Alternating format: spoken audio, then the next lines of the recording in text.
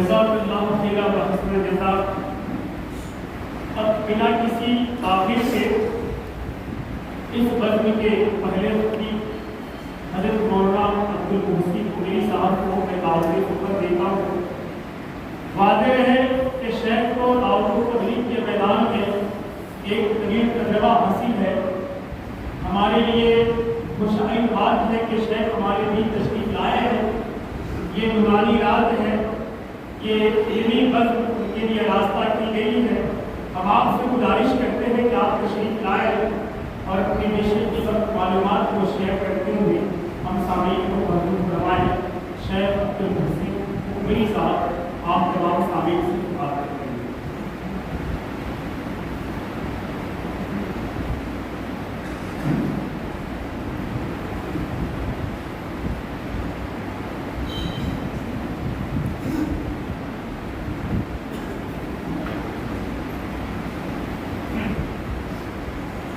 السلام علیکم ورحمۃ اللہ وبرکاتہ۔ بسم اللہ الرحمن الرحیم۔ ان الحمد للہ والصلاة والسلام على رسول اللہ محمد بن عبد اللہ الداعی الى اللہ وعلى آلہ وصحبہ اجمعین۔ اما بعد فاعوذ باللہ من الشیطان الرجیم۔ بسم الله الرحمن الرحيم۔ إن الذين يكتمون ما أنزلنا من البينات والهدى من بعد ما بيناه للناس بالكتاب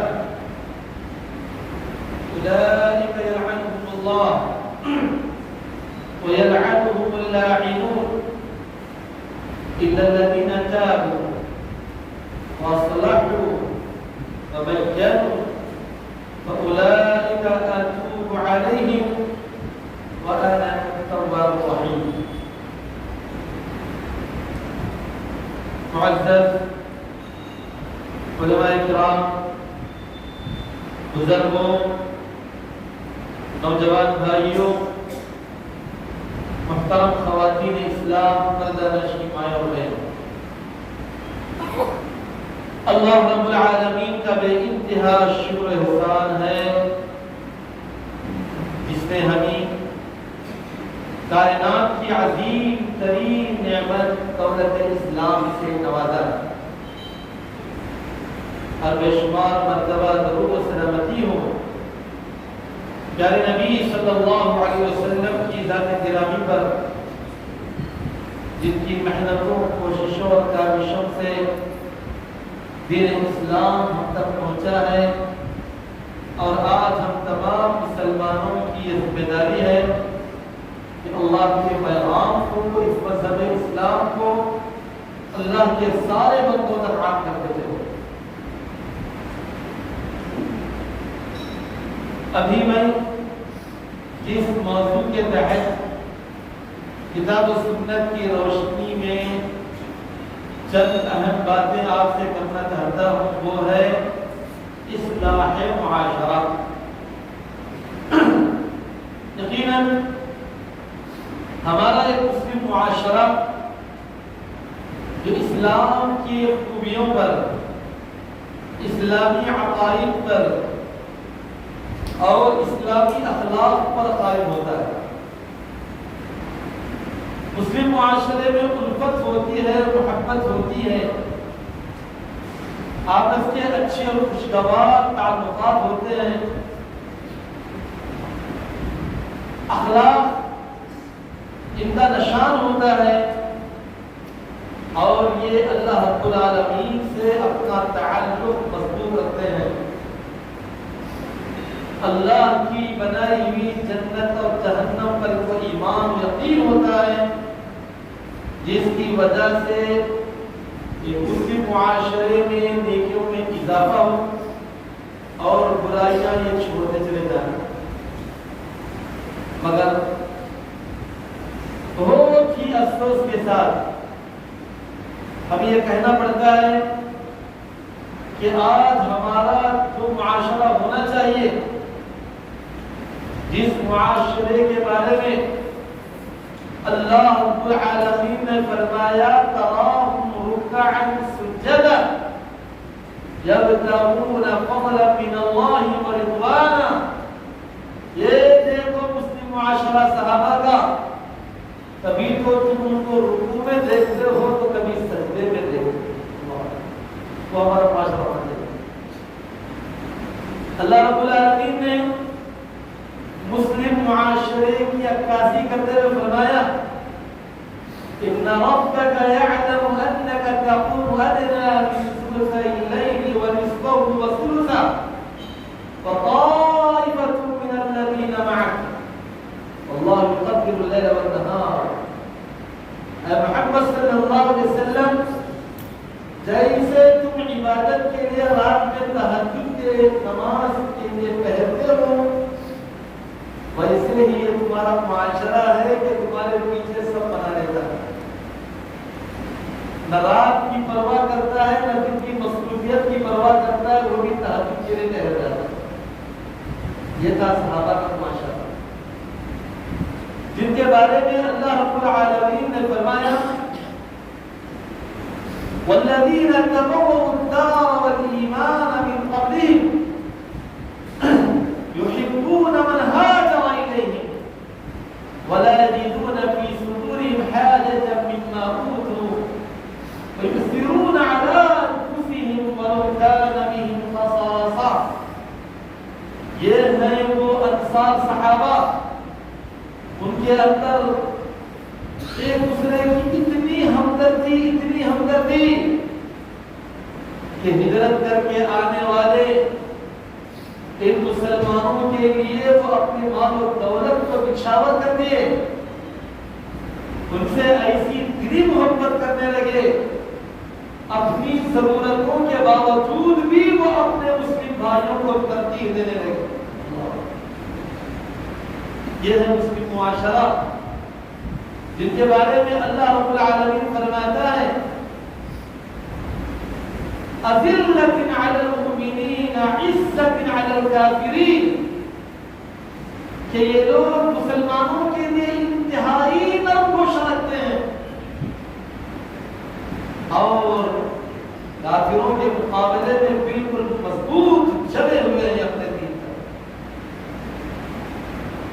یہ ہے مسلم معاشرہ جس کی تعریف کرتے ہوئے اللہ رب العالمین بارہا لوگوں کو سمجھاتا ہے کہ دیکھو اگر واقعی تم مسلم معاشرے کو لانا چاہتے ہو تو ایسا معاشرہ لانے کی کوشش کرو جو صحابہ کا معاشرہ تھا، جو صحابیات کا معاشرہ تھا، جن کے اندر ایسے اخلاق تھے، اتنی وفاداری تھی، اتنی حیا تھی، اتنی پردہ داری تھی کہ رب العالمین نے جو ہی آیت نازل کی، ابھی پردے کا ماحول نہیں تھا. یا ایھا النبی قل لأزواجک وبناتک ونساء المؤمنین یدنین علیہن من جلابیبہن ذلک ادنی ان یعرفن فلا یؤذین. اے نبی محترم صلی اللہ علیہ وسلم، آپ اپنی بیویوں سے، اپنی بیٹیوں سے، امت کی عورتوں سے کہہ دو کہ وہ اپنا جلباب، اپنا دوپٹہ، اپنا برقع پہنیں، اپنے چہرے کو چھپائیں، پردہ کریں، گوشہ کریں. جیسے ہی آیت رات میں نازل ہوئی، اللہ اکبر، آپ صلی اللہ علیہ وسلم نے خواتین کی تعریف کی، کتنی ہی اطاعت گزار اور کیسی فرما بردار عورتیں ہیں کہ جیسے اللہ رب العالمین نے آیت نازل کی، جیسے اللہ تعالیٰ نے آیت نازل کیا تو صبح سویرے کیا منظر دیکھتے ہیں کہ ساری عورتیں، ان کے پاس ابھی برقع سلانے کے لیے وقت نہیں ہے، برقعے کے لیے کپڑا خریدنے وقت نہیں ہے، مگر گھر کی جو کمبل ہوتی ہے، گھر کی جو کالی چادر ہوتی ہے، وہی لپیٹے ہوئے مسجد کو نماز کے لیے آ رہی ہے، سوائے ایک آنکھ کے کچھ نظر نہیں آتا. قرآن پر اور حدیث پر عمل کرنے کا اتنا جذبہ، اتنی طلب کہ جیسے ہی اللہ رب العالمین کوئی آیت نازل کر دے اور جناب محمد رسول اللہ صلی اللہ علیہ وسلم کہہ دے، فوراً عمل کے لیے تیار ہو جائے، فوراً عمل کے لیے تیار ہو جائے، چاہے مرد ہو چاہے عورت ہو، چاہے جوان ہو چاہے بوڑھے ہوں چاہے بچے ہوں، محمد رسول اللہ صلی اللہ علیہ وسلم کی محبت ان کے دلوں میں بھر گئی، اور اپنی جان و مال سے زیادہ پیارے نبی صلی اللہ علیہ وسلم سے محبت کرنے والے، ایسا ایک معاشرہ اپنا جو بھی فیصلہ ہوتا پیارے نبی صلی اللہ علیہ وسلم کے سامنے پیش کرتا۔ آج ہمارے لیے قرآن و حدیث ہے آپ کی جگہ، اس کے سامنے اپنی باتوں کو پیش کرنا چاہیے، قرآن اور حدیث کو سامنے رکھتے ہوئے اگر ادھر ادھر جا رہے ہیں اس کے معاشرے کی شادی۔ اب یہ جو معاشرہ تھا، اسلامی معاشرہ، مسلم معاشرہ، جو اپنے آپ کی اصلاح چاہتا تھا، جو نیک بننا چاہتے تھے، جو سدھرنا چاہتے تھے، جو اللہ کے قانون کی پاسداری کرتے تھے، حضرت انس رضی اللہ تعالی عنہ فرماتے ہیں تھے تو بہت زیادہ شراب پینے والے خاندان شراب میں ڈوبا ہوا تھا، جوا ان کے لیے عام ہو گیا تھا، لیکن شراب اور جوئے میں بھی بڑے خیر کے کام نہیں کرتے تھے، مگر اللہ رب العالمین نے جیسے ہی آیت نازل کی انما الخمر والمیسر والانصاب والازلام رجس من عمل الشیطان فاجتنبوه لعلکم تفلحون، کہ بے شک یہ جوا بازی، بے شک یہ شراب نوشی، بے شک یہ قمار بازی، یہ ساری کی ساری حرکتیں شیطانی حرکتیں ہیں، بچوں تم کامیاب ہو جاؤ گے۔ اللہ اکبر، یہ مسلم معاشرے کی شان تھی کہ اللہ کا ایسے حکم آ جائے اور ایسے عمل پیدا ہو جائے۔ مدینے کی گلیوں میں شراب کے ہانڈے لڑکنے لگے، یہاں تک کہ برسوں سے شراب کے عادی لوگ شراب کو مدینے کی گلیوں میں بہا دیے، نالے اور نالوں میں سیلاب کی طرح شراب بہنے لگی، اتنی شراب تھی، خاندانی شراب تھی، سند یافتہ شراب، اس کو بولتے مسلم معاشرہ۔ یہ حکم آ گیا سب چھوڑ دیے، مطلب یہ حرام ہے تو حرام ہے۔ حضرت رضی اللہ تعالیٰ فرماتے ہیں کہ میں چھوٹا بچہ تھا اور میں شراب دیتا تھا لوگوں کو، لیکن جیسے ہی سنانے والے نے یہ آیت سنائی تو فوراً انہوں نے اپنے مٹکوں کو پھوڑ دیا اور جنہوں نے پی لیا انگلیاں ڈال ڈال کر قائع کر دی۔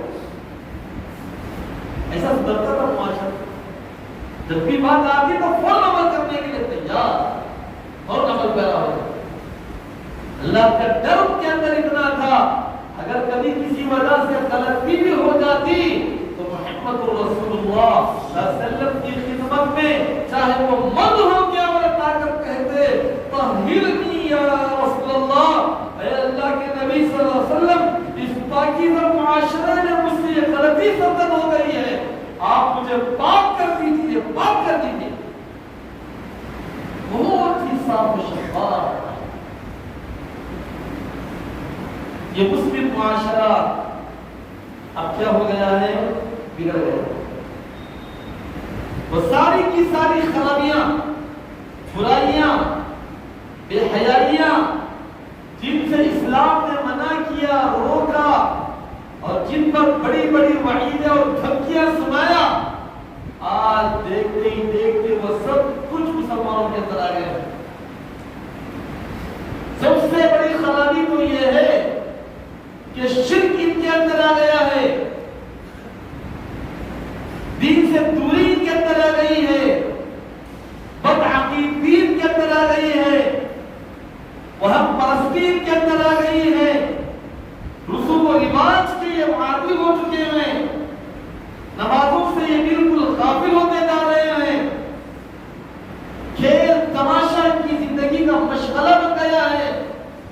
آج کل تو فون کی دنیا ہے، لوگ اس میں اس قدر الجھے ہوئے ہیں، نہ دین کی فکر ہے، نہ نماز کی فکر ہے، نہ کسی دینداری کا اہتمام ہے، کچھ نہیں، بس موبائل ہے، فون ہے، بس اسی میں ساری زندگی گزرتے چلے جاتے ہیں.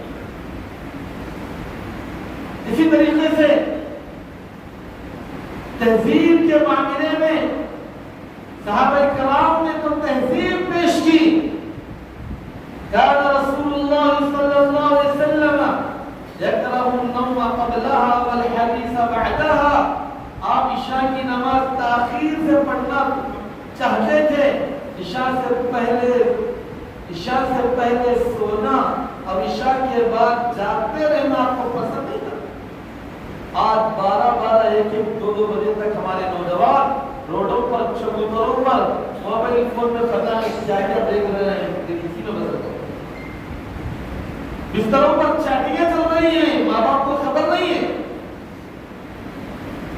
عشق و معاشقہ کی داستانیں چل رہی ہیں، والدین اور سرپرست کو غافل ہیں. نہ نوجوان نسلوں کی فکر ہے، نہ لڑکوں کی فکر ہے، نہ لڑکیوں کی فکر ہے. کیا کر رہے ہیں بوڑھے بھی ایک موبائل لے کر بیٹھ گئے. کس کو بتایا؟ اس سے کہ بولنے والا کوئی نہیں ہے.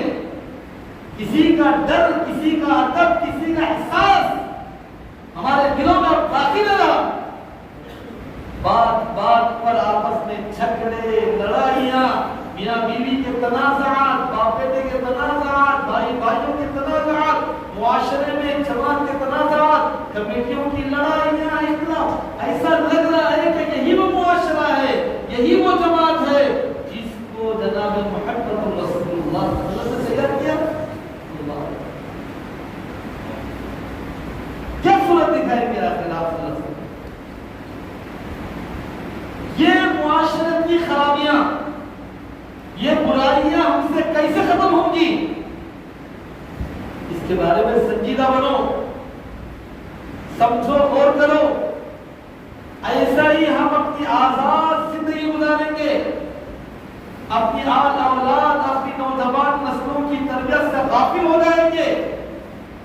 یاد رکھو، اللہ میری اور آپ کی سب کی حفاظت فرمائے. اگر معاشرے کی اصلاح نہ ہو تو یہی معاشرہ آگے کو چل کر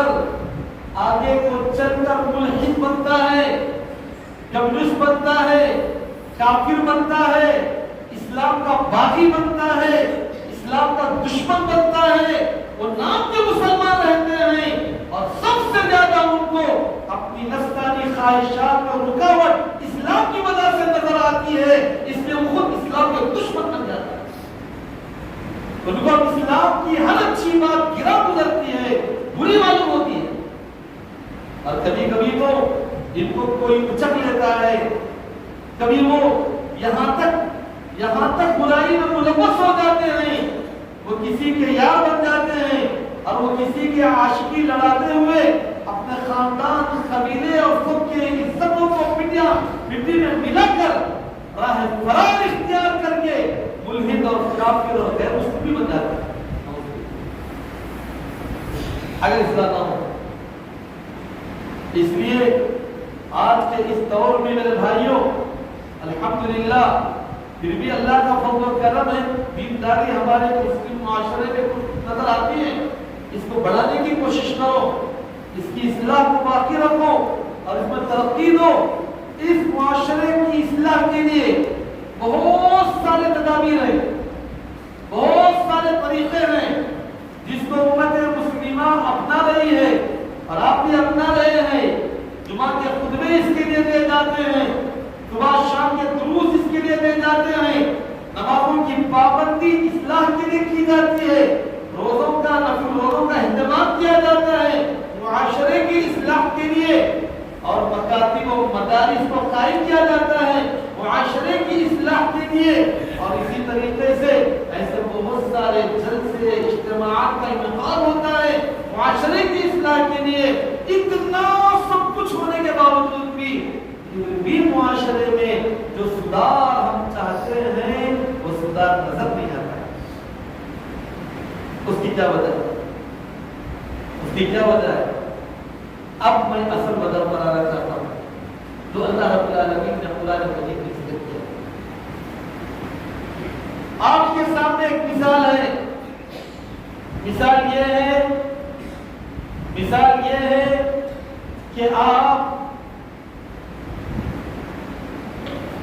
کسی ہاؤس میں کوئی جانور مر کر پڑ گیا ہے اور اس میں سے گندی بدبو آ رہی ہے پانی سے۔ ہم سب چاہتے ہیں کہ پانی میں بدبو ہے، اس پانی کو صاف کیا جائے، صاف کیا جائے، صاف کیا جائے۔ صاف کرنے کا طریقہ کیا ہے؟ پہلا سب سے پہلا طریقہ کیا ہوگا؟ پانی میں بدبو آ رہی ہے، صاف کرنے کی چاہے کتنی بھی تدابیر کریں، صاف کرنے کی چاہے کتنی بھی تدابیر کریں، لیکن جب تک اس میں گری ہوئی جو گندگی سڑی لاش پڑی ہے اس کو نہیں نکالیں گے وہ بدبو ختم ہونے والی۔ یہ پورے معاشرے میں حقیقت یہ ہے کہ یہاں کفر کی بدبو ہے۔ ہمارا یہ جو معاشرہ ہے، یہ جو معاشرہ ہے مسلم معاشرہ، یہ مائنارٹی میں ہے، اقلیت میں ہے۔ ہم یقیناً بہت چھوڑے ہیں۔ ہمارے آس پاس کا جو ماحول ہے، جس بازار میں، جس معاشرے میں، جس سرزمین میں، جس ملک میں، جس ماحول میں ہم جی رہے ہیں، جہاں ہماری زندگی گزر رہی ہے، سب کا سب کفر اور شرک سے بھرا ہوا ہے۔ سب کے سب دنیا میں الجھے ہوئے ہیں، آخرت سے غافل ہیں، دنیا کی حرص و ہوس میں ڈوبے ہوئے ہیں۔ اب ایسے میں آپ رہ کر اپنی اصلاح کرنا چاہیں، آج کے دن کے لیے سدھریں گے، لیکن سارا کا سارا اتنا برا معاشرہ جو کافرانہ، مشرکانہ، ملحدانہ، دنیا پرست معاشرہ آپ کے اوپر غالب آ کر رہے گا۔ یہ گندگی آتی ہی رہے گی، آپ چاہے کتنا بھی صاف کرنے کی کوشش کریں گے، یہ بدبو باقی رہے گی۔ اس سے کیسے چھٹکارا پا سکتے ہیں؟ آپ بہت چاہیں گے کہ سود سے بچیں، لیکن آپ کے سامنے اعلان لگے ہوئے ہیں کہ اس کمپنی میں پیسہ ڈالے اتنا ملے گا، ادھر ڈالے اتنا ملے گا، تو پیسوں کی ہوس میں سب اب تو ڈوبے ہیں سنم، تم کو ملے ڈوبے کا معاملہ ہے، سب ایک دوسرے کو ڈبانے لگے، پیسوں کی ہوس، ایسی کمپنیاں کھلی، اب مسئلہ سدھرے گا؟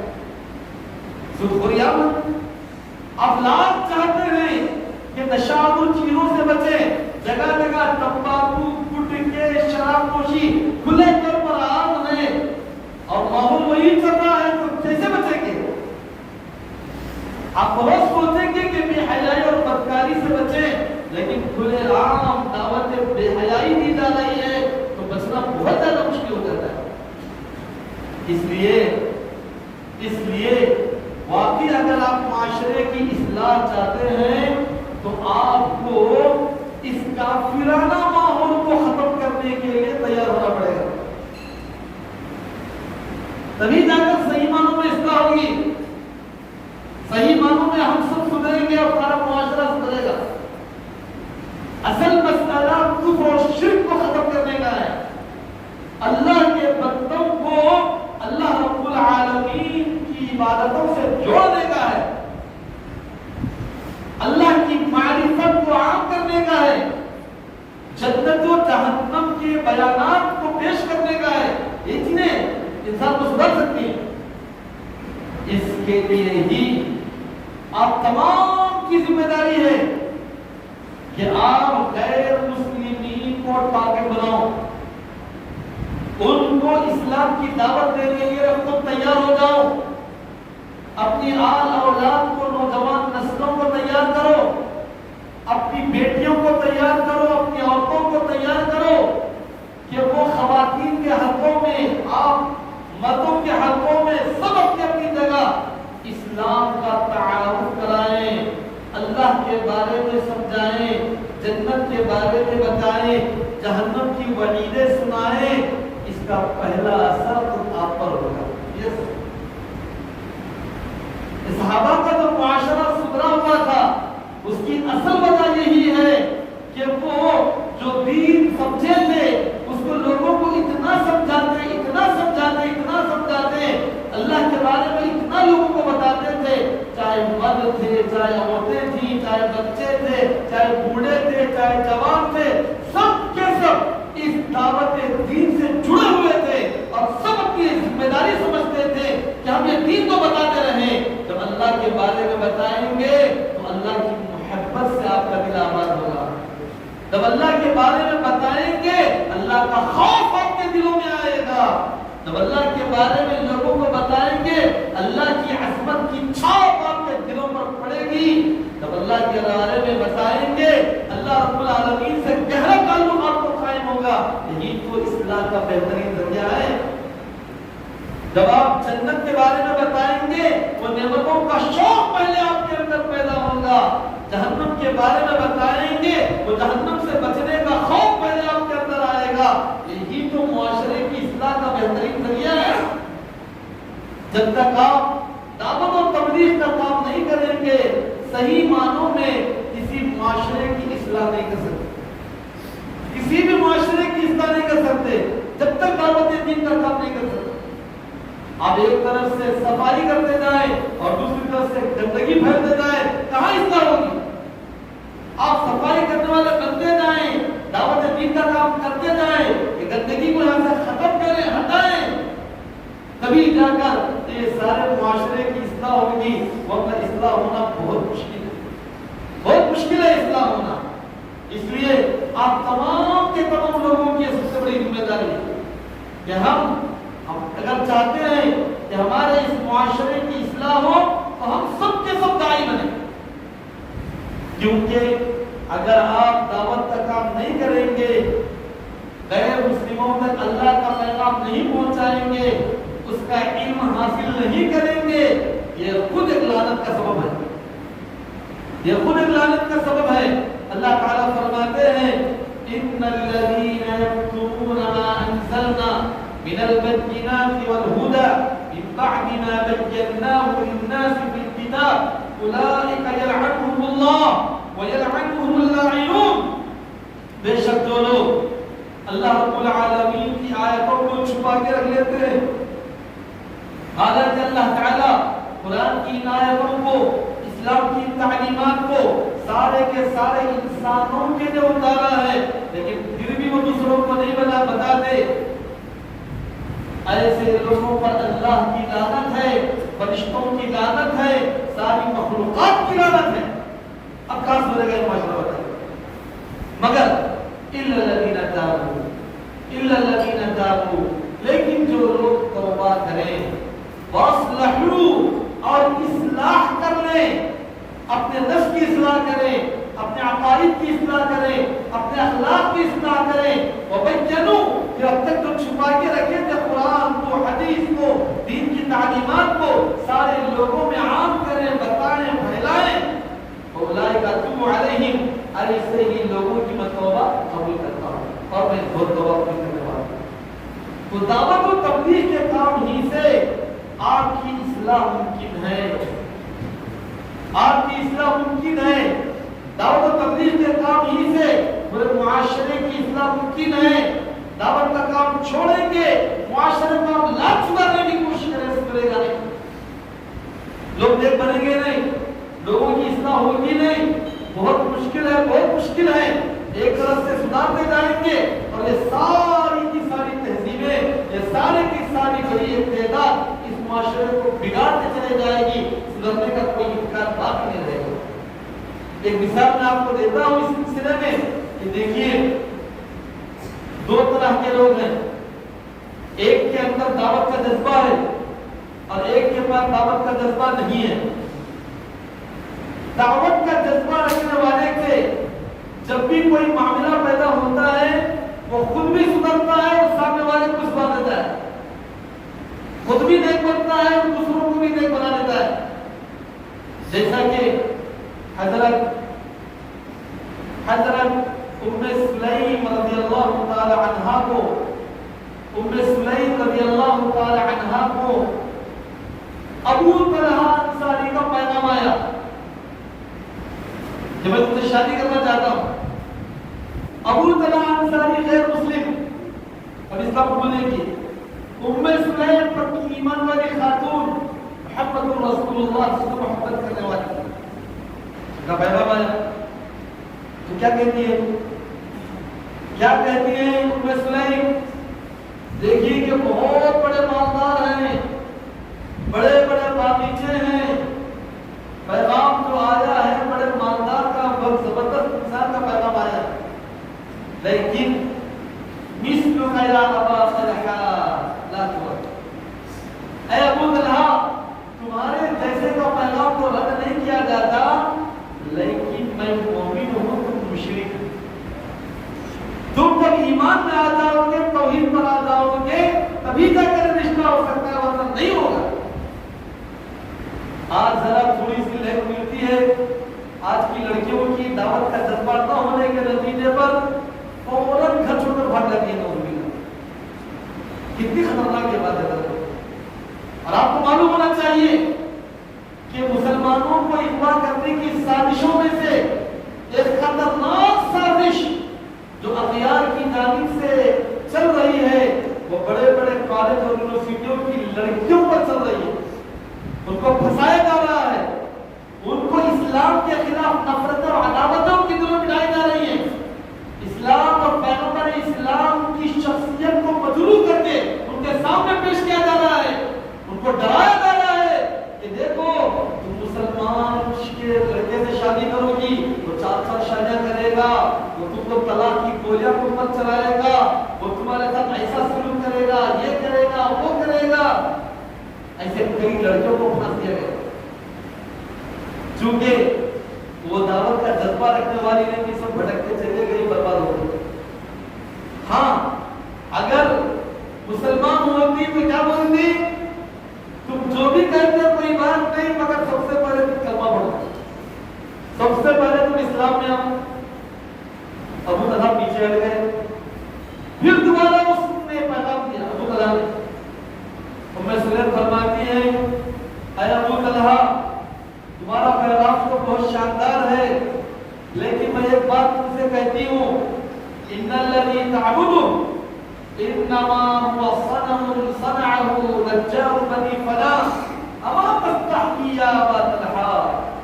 اے ابو طلحہ, جس بت کی تم پوجا کر رہے ہو, یہ وہ بت ہے جس کو فلاں بڑائی نے بنایا ہے, فلاں کارپینٹر نے تیار کیا ہے.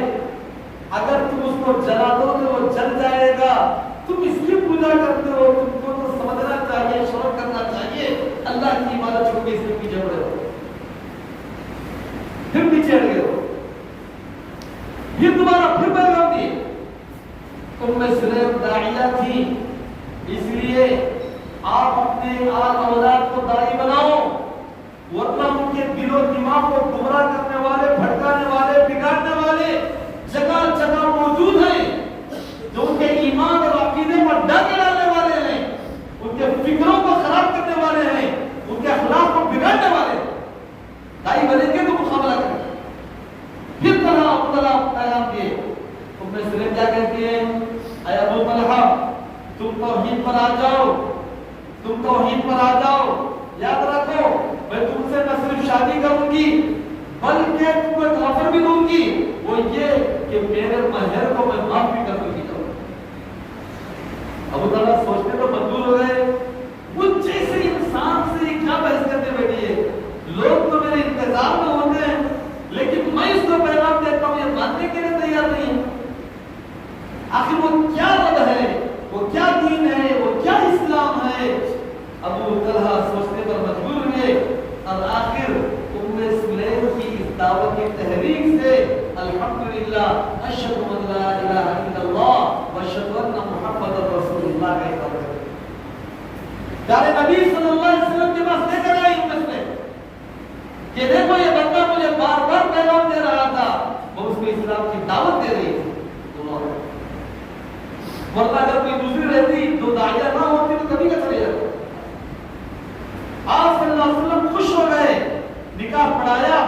تو سلیم نے کہا میں اس سے مہر نہیں لوں، اس لیے کہ انہوں نے میری اسلام کی دعوت کو قبول کر لیا اور مسلمان ہو گئے، میں اپنا مہر ان کے لیے معاف کر دیتی ہوں، چھوڑ دیتی ہوں، میں سمجھتی ہوں کہ یہی میرا مہر ہے۔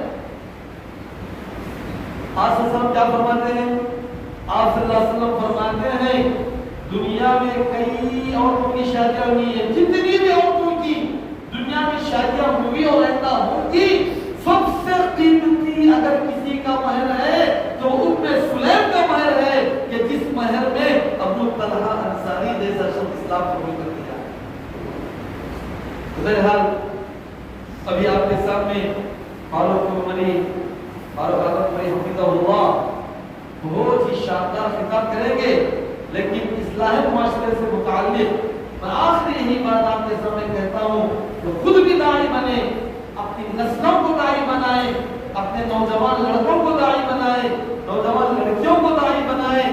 آج جب جو معاشرہ چل رہا ہے یہ ایک دم چیلنجز ہے، مقابلہ ہے، فکری الغار ہے، بحث و مباحثہ ہے، باقاعدہ ہر ایک کے بعد اتنی ہمت اور اتنا حوصلہ ہو کہ اسلام کیا ہے، دین کیا ہے، پیغمبر اسلام کیا ہے، شریعت کیا ہے بتانے کے لیے تیار ہونا ہے۔ اگر ایسا نہ کریں تو یاد رکھو یہ معاشرہ اتنا بگڑے گا، اتنا بگڑے گا، اتنا بگڑے گا اللہ کی پناہ کہ لوگ مرتد ہوتے چلے جائیں گے۔ اللہ تعالیٰ ہم سب کی حفاظت فرمائے، نیک و صالح بنائے، ہمارے معاشرے کی حفاظت فرمائے، ہمیں دیندار بنائے اور ہمیں غیر مسلموں تک اسلام کی دعوت کو پہنچانے کا سچا جذبہ عطا فرمائے، وہ صلاحیت ہمیں عطا فرمائے، وہ جرأت ہمیں عطا فرمائے۔ آمین صلی اللہ علیہ رسول کریم وآخر دعوانا الحمد للہ رب العالمین۔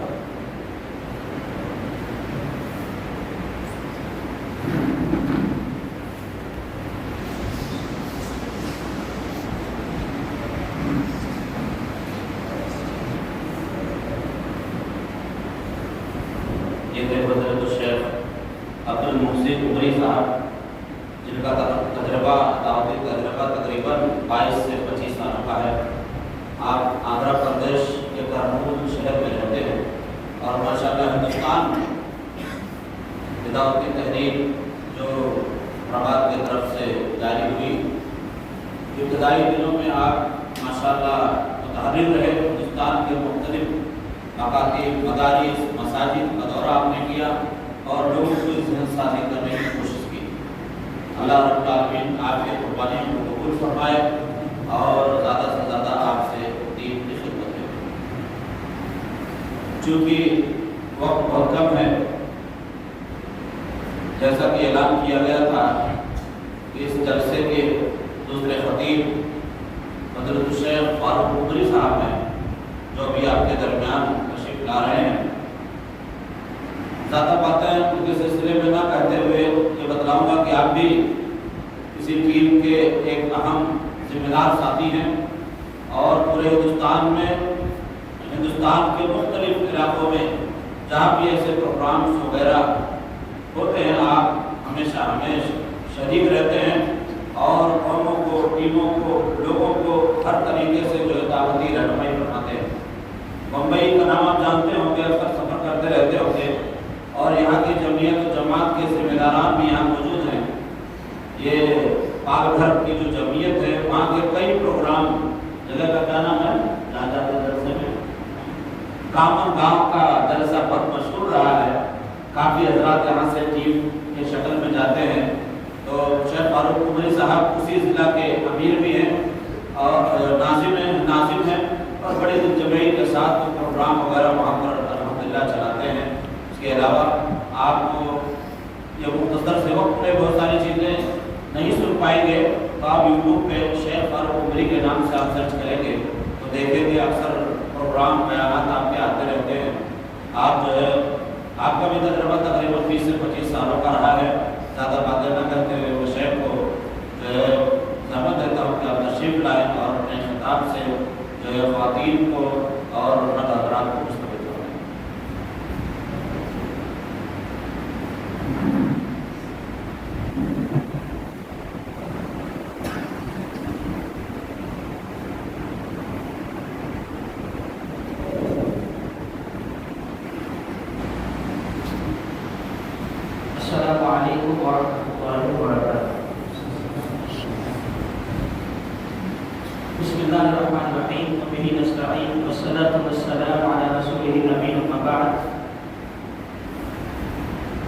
أعوذ بالله من الشيطان الرجيم بسم الله الرحمن الرحيم الذين آمنوا ولم يلبسوا إيمانهم بظلم أولئك لهم الأمن وهم مهتدون. معزز باوقار علماء کرام، بزرگان دین، نوجوانوں، دوستوں اور ساتھیوں اور پردہ نشین اور بہنوں، سب سے پہلے تو اللہ رب العالمین کا شکر ہے، اس کا فضل ہے، اس کی عنایت ہے کہ ہم آپ کے درمیان ایک مرتبہ پھر حاضر ہوئے، اور مناسبت یہ رہی کہ یہاں الحمدللہ 6 روزہ تربیتی پروگرام چل رہا ہے، اور اس موقع سے آپ کے سامنے کچھ باتیں کہنے سننے کا موقع مل رہا ہے، اس پر ہم اللہ رب العالمین کا شکر ادا کرتے ہیں۔ اور چونکہ وقت بہت زیادہ ہو چکا ہے، اور جہاں تک میں سمجھتا ہوں 10:30 بجے تک آپ لوگوں کو یہاں سے رخصت بھی ہونا ہے، تو اس حساب سے میرے پاس صرف 20 منٹ ہے، اس کے اندر ہی میں اپنی گفتگو انشاءاللہ ختم کرنے کی کوشش کروں گا۔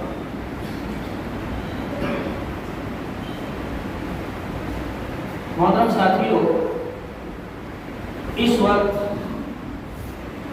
ہم اور آپ جن حالات سے گزر رہے ہیں، اگر آپ کی اس پر نظر ہے تو آپ میں سے ہر شخص یہ سمجھ سکتا ہے کہ ہم ملت اسلامیہ کے انتہائی تاریک دور سے گزر رہے ہیں۔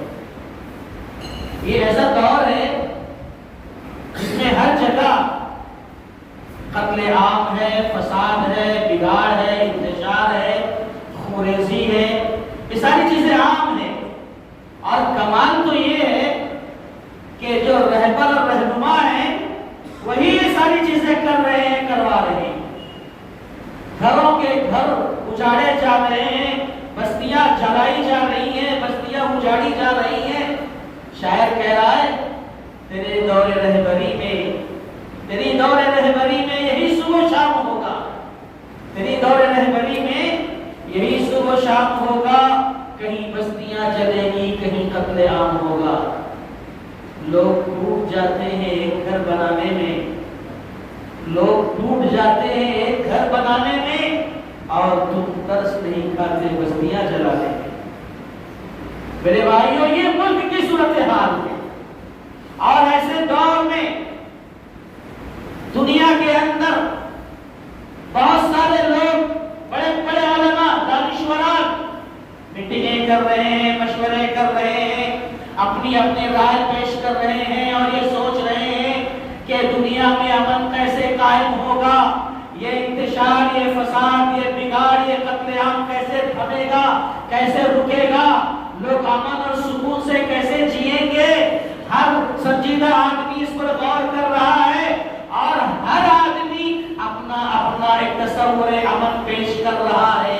یہ کرو گے تو امن قائم ہوگا، یہ کرو گے تو امن قائم ہوگا، یہ کرو گے تو لوگ سکون سے جئیں گے۔ ہر آدمی اپنی اپنی ایک رائے پیش کر رہا ہے، لیکن میرے بھائیوں، میں آپ کو بتانا چاہتا ہوں اور دنیا کے سارے انسانوں تک ہم یہ پیغام پہنچانا چاہتے ہیں، جہاں تک ہماری آواز جا رہی ہے یا ہماری آواز جہاں تک پہنچے گی، ہم ان تک یہ پیغام پہنچانا چاہتے ہیں کہ دنیا والوں سن لو، اپنی اپنی رائے قائم کرو، امن کس طرح قائم ہوگا۔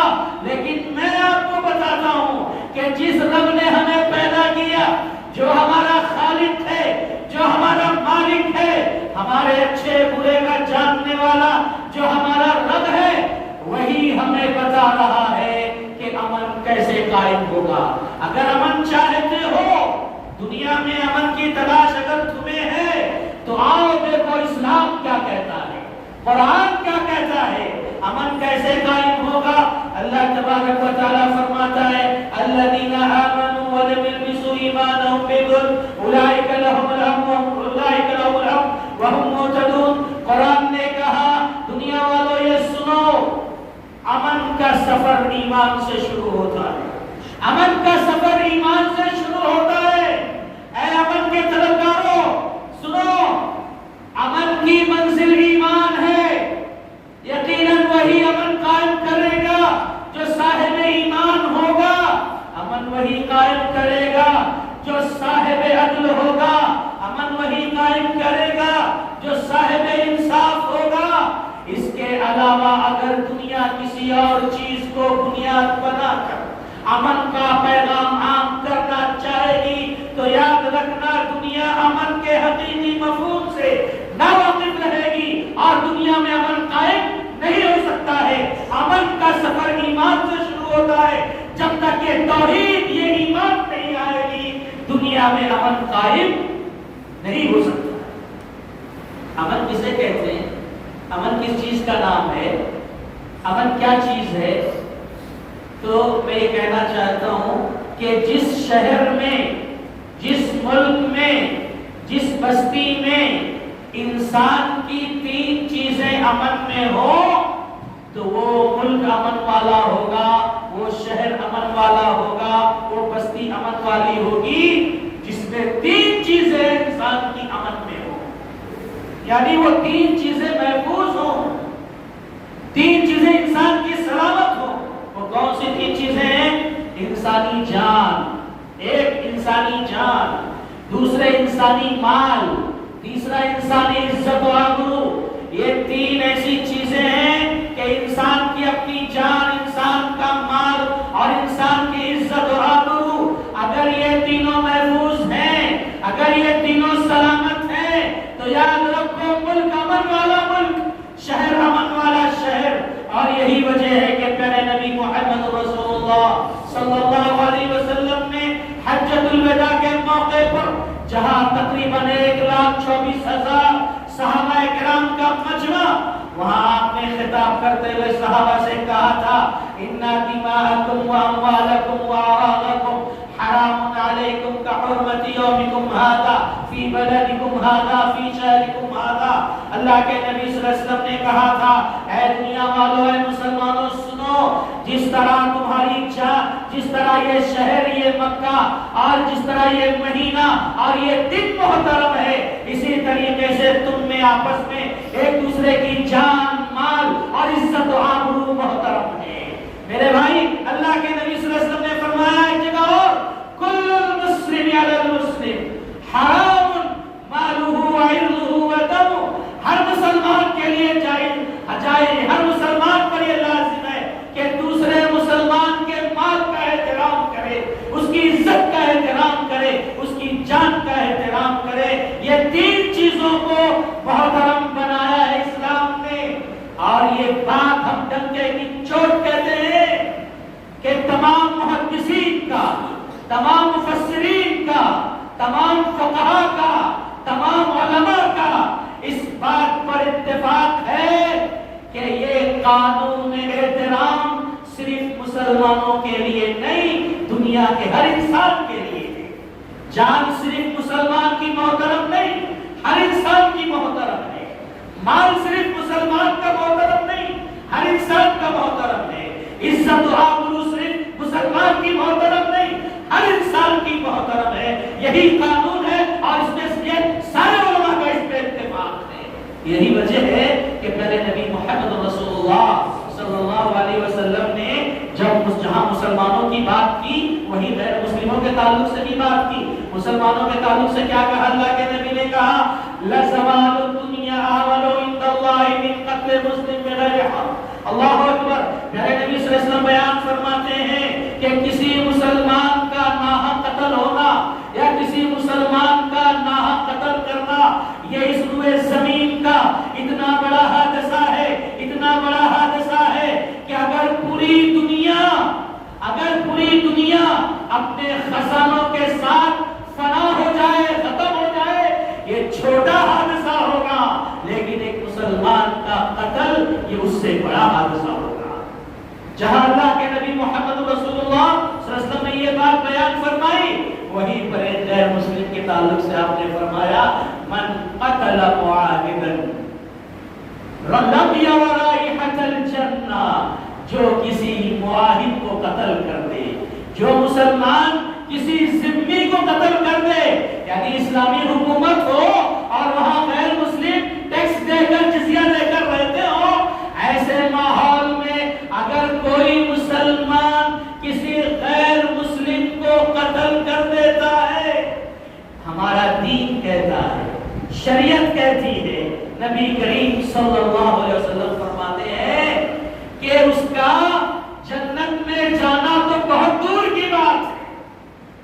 میں جانا تو بہت دور کی بات ہے، وہ جنت کی خوشبو بھی نہیں پا سکے گا، جنت کی خوشبو بھی نہیں پا سکے گا۔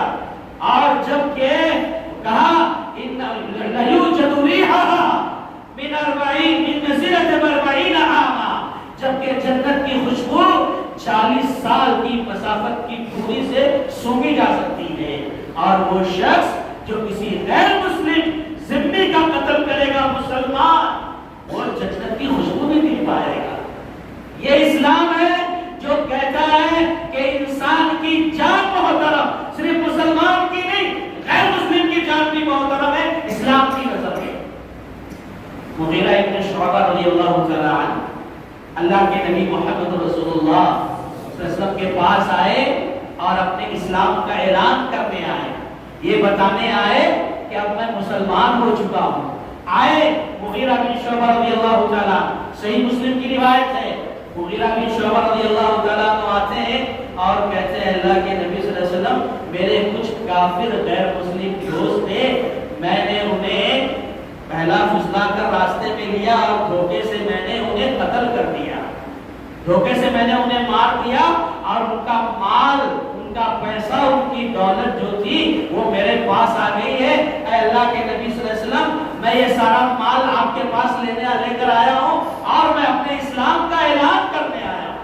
پیارے نبی صلی اللہ علیہ وسلم نے جب یہ سنا تو کہا اے مغیرہ سنو، ہمیں تمہارا اسلام تو منظور ہے، تم اسلام قبول کرنا چاہتے ہو، ہمیں تمہارا اسلام قبول ہے، ہمیں تمہارا اسلام منظور ہے، لیکن اے مغیرہ یہ مال جو تم نے حاصل کیا ہے اس مال کو ہم نہیں لے سکتے، کیوں؟ انما مال غدر و خیانہ، کیونکہ یہ مال دھوکے کا ہے، یہ مال خیانت کا ہے، یہ مال غیر مسلم کو مار کر زبردستی اس سے حاصل کیا گیا ہے، لہذا ہم یہ مال نہیں لے سکتے۔ معلوم ہوا ایک مسلمان ایک غیر مسلم کا مال بھی محترم ہے۔ یہ پیارے نبی محمد رسول اللہ صلی اللہ علیہ وسلم، میرے بھائیوں یہ اسلام ہے جو امن کا پیغمبر ہے، امن کی تعلیم دیتا ہے، ہر ایک کی جان، ہر ایک کا مال، ہر ایک کی عزت و آبرو محترم ہے، کوئی ایسا نہیں ہے جس کے بارے میں کہا جائے کہ اس کی جان لی جا سکتی ہے نہ اس کا مال لیا جاتا ہے، نہیں۔ میرے بھائیوں آگے بڑھتے ہیں، میں آپ کو بتاؤں کہ امن، دنیا میں جو امن چاہتے ہیں نا ہم، یہ امن انسان کی ایسی ضرورت ہے جیسے انسان کو کھانے کی ضرورت ہے، پینے کی ضرورت ہے، پانی کی ضرورت ہے، ایسے ہی انسان کو امن کی ضرورت ہے، ایسے ہی انسان کو امن کی ضرورت ہے جیسے غذا کی ضرورت ہے۔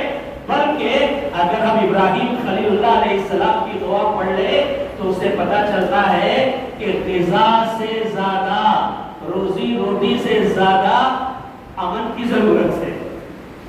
ایک بار آدمی بھوکا رہے گا چلے گا، اگر امن نہیں ہے تو سکون ختم۔ کھانے پینے سے زیادہ، روزی سے زیادہ، غذا سے پہلے امن کی ضرورت ہے۔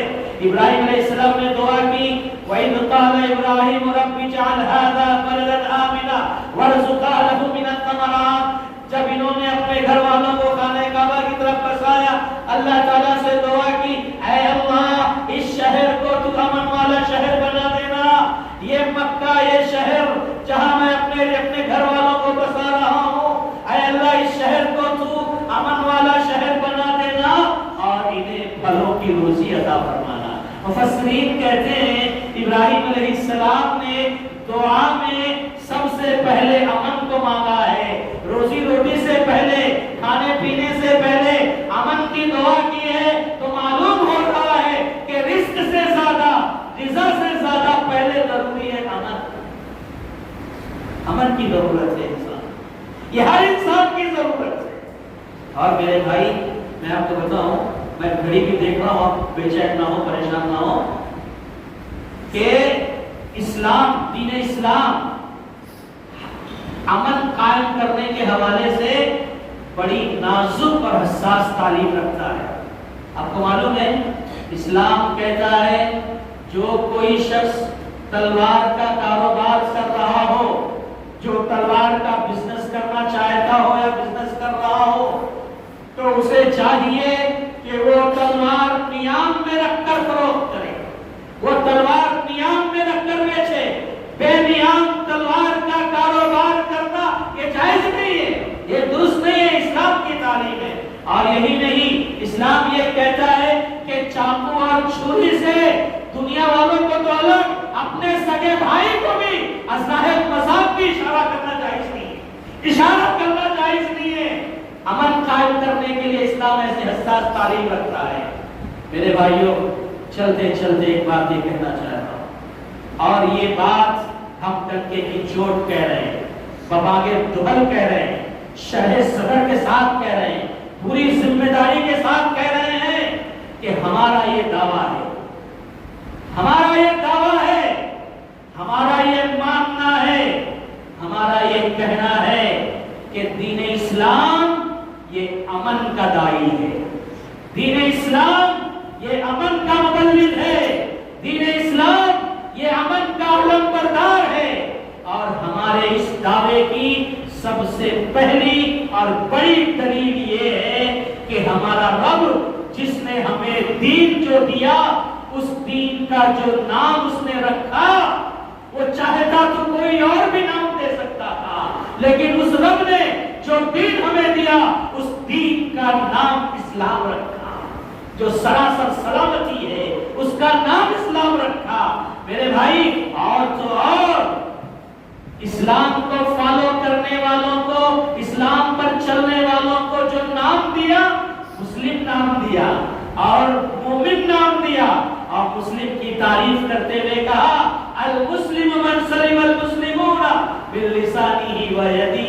صحیح معنوں میں سچا مسلمان تو وہی ہے جس کی زبان سے، جس کے ہاتھ سے دوسرے لوگ محفوظ رہے۔ اور مومن کی تعریف جب کی تو کہا المؤمن من امن الناس بوائقه۔ ارے مومن تو وہ ہے، حقیقی مومن تو وہ ہے جس کے شر سے دوسرے لوگ محفوظ رہے۔ معلوم ہوا کہ مسلمان کا نام بھی امن کی پہچان ہے، مومن کا اپنا خود نام امن کی شناخت ہے، امن کی علامت ہے۔ میرے بھائیوں، اور کیا کہیں آپ کو حد تو یہ ہے کہ خانہ کعبہ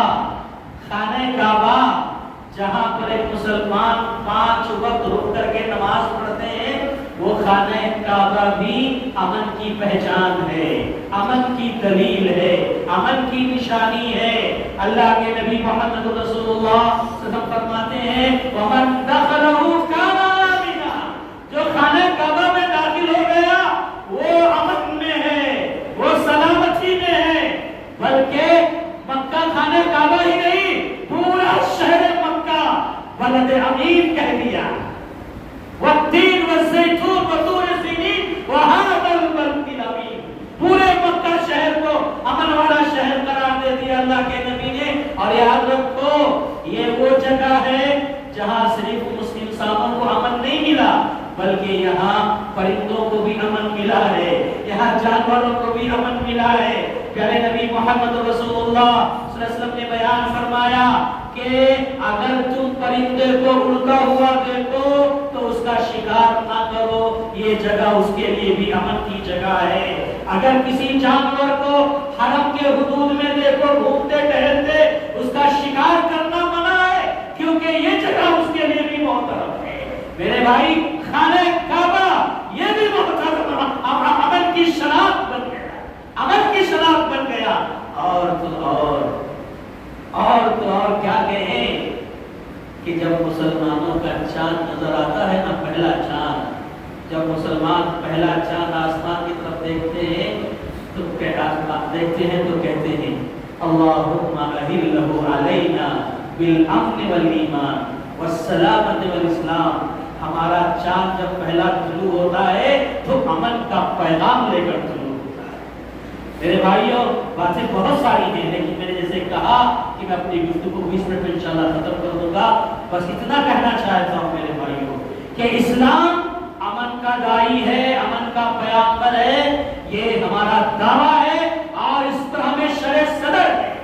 لیکن افسوس ہو، ایک طرف تو میڈیا کا اور دوسری سے کچھ ہمارے جذباتی نوجوان مسلمانوں کا، جن کی وجہ سے آج اسلام کی غلط شبیہ پیش کی گئی اور اسلام کو دہشت گردی کے نام سے جوڑا گیا۔ میرے بھائیوں، میں آپ کو یہ پیغام دینا چاہتا ہوں، یہ کہنا چاہتا ہوں کہ اٹھو اور پوری دنیا کے لیے امن کے داعی بن جاؤ، امن کے پیغمبر بن جاؤ۔ تم نبی رحمت کی امت ہو، نبی رحمت کی امت ہو، امت رحمت بن جاؤ۔ دنیا والوں کے سامنے امن کے پیغام کو عام کرو، سراپا امن بن جاؤ۔ آج اسی کی دنیا کو ضرورت ہے، آج دنیا اسی امن کی تلاش میں ہے، آج دنیا سکون چاہتی ہے، آج دنیا آرام چاہتی ہے۔ دنیا جینے دو، جیو اور جینے دو پر ایمان رکھتی ہے۔ آج ہر شخص پریشان ہے، گھر سے ایک شخص نکلتا ہے، گھر والے پریشان ہوتے ہیں کہ حالات ایسے ہو گئے، واپس آئے گا کہ بھی نہیں آئے گا۔ تو میرے بھائیوں، دنیا کسی بھی حالت میں ہو، کیسی بھی ہو، لیکن ہم چونکہ مومن ہیں، ہمارا رب پر ایمان ہے، ہم انشاءاللہ یقین رکھتے ہیں جو بھی ہوگا اللہ کی مرضی سے ہوگا۔ اگر ہمارے حق میں برائی لکھی ہے، ہماری اپنی کوتاہیوں کے سبب، ہمارے اپنے کمزوریوں کے سبب، اور جو بھی ہمارے شیخ بتا رہے تھے کہ اللہ کے پیغام کو دنیا والوں کے سامنے عام نہ کرنے کے سبب، ہم نے نہیں بتایا امن کہاں ہے، ہم نے نہیں بتایا امن کہاں ملے گا، اس کے سبب جو کچھ ہو رہا ہے تو اللہ کی مرضی ہے، ہم اس پر بھی راضی ہیں۔ اور ایک بات یاد رکھیں، ہم یہ ڈنکے کی چوٹ کہنا چاہتے ہیں کہ ہم صرف اللہ کا پیغام دنیا والوں کے سامنے پہنچانا چاہتے ہیں کہ جو آپ کا خالق ہے، جس نے آپ کو پیدا کیا ہے، بس اس کو پہچان لو، اس کو مان لو۔ اور ہرگز ہمارا یہ مقصد نہیں ہے کہ ہم مسلمانوں کی تعداد میں اضافہ چاہتے ہیں، نعوذ باللہ نہیں۔ ہم تو رب کے بندوں کو رب سے جوڑنا چاہتے ہیں، بس ہم تو رب کے بندوں کو جہنم سے نکال کر جنت کا راستہ بتانا چاہتے ہیں، بس ہم نہیں چاہتے ہماری تعداد میں اضافہ ہو، ہم نہیں چاہتے ہم حکومت کریں۔ حکومت تم کرو، تمہیں مبارک، ہم تمہاری محتاطی میں رہنے کے لیے تیار ہیں، لیکن بس اتنا چاہتے ہیں جس رب نے پیدا کیا ہے اس رب کو پہچان لو۔ یہی بات پیارے نبی محمد رسول اللہ صلی اللہ علیہ وسلم نے کہی تھی، یا ایھا الناس، اے دنیا والوں، اے مکہ والوں، اے قریش کے لوگوں، قولوا لا الہ الا اللہ، لا الہ الا اللہ کہو، تفلحوا، کامیاب ہو جاؤ گے۔ اور ایک جگہ کہا، تملک العرب والعجم، آج تم عرب کے مالک ہو، عرب کی حکومت تمہارے پاس ہے، اسلام میں آ جاؤ، پوری دنیا کی حکومت تمہارے پیروں میں آ جائے گی۔ یہی اعلان محمد رسول اللہ صلی اللہ علیہ وسلم نے کیا تھا۔ تو میرے بھائیوں، بس میں اسی پر اپنی گفتگو ختم کرتے ہوئے اللہ سے دعا کرتا ہوں کہ اللہ تبارک و تعالی ہم تمام کو ملک جن خطرات سے، جن نازک حالات سے گزر رہا ہے، اللہ ایسے نازک حالات میں ہمیں اپنے وطن کو امن والا وطن بنانے کی توفیق عطا فرما۔ اے اللہ، جو بھی ہم سے ہو سکتا ہے، ہمارے حصے کا جو بھی کام ہے، جو بھی ہمارا اس میں رول ہے، چاہے چھوٹے ہوں، بڑے ہوں، مرد ہوں، عورت ہوں، بچے ہوں، جس کا جو بھی حصہ ہے، جو کردار ہے، اللہ وہ سب حصہ کردار ادا کرنے کی توفیق عطا فرما۔ اللہ ہمیں دنیا میں عزت کے ساتھ رکھنا، خاتمہ و ایمان بالخیر پر ہو، آمین۔ وآخر دعوانا